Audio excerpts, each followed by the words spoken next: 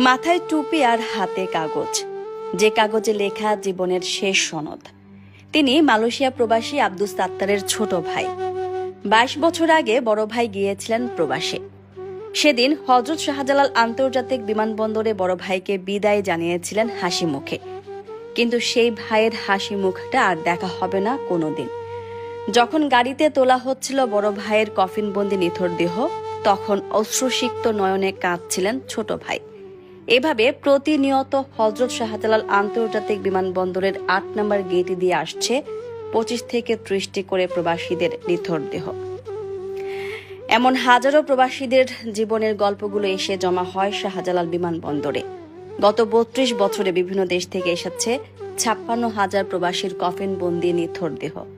আর মৃত্যুর কারণ হিসেবে জানা গিয়েছে পারিবারিক চাপ কিংবা বিষণ্ণতা।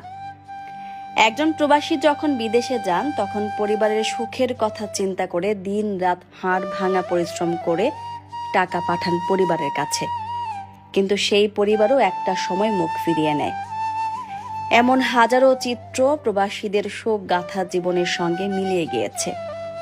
টাকার মেশিন মানুষটি যখন হারিয়ে যায়, তখন সেই মানুষটির নিথর দেহটি নিতে বিমানবন্দরে অনেক সময় কাউকে পাওয়া যায় না, কিংবা আসলেও বাবা কিংবা মা।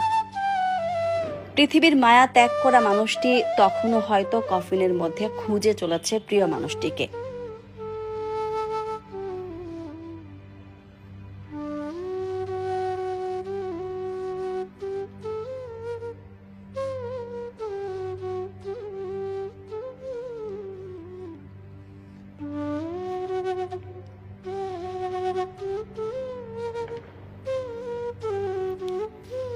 কিন্তু সেই মানুষটি হয়তো ধরেছে অন্য কারো হাত। সম্পর্কের বাঁধন কিংবা মায়া ত্যাগ করে এভাবেই পর হয়ে যায় প্রবাসীরা। অর্থ যখন সব, তখন প্রবাসীদের আপন শুধুই পরিশ্রম।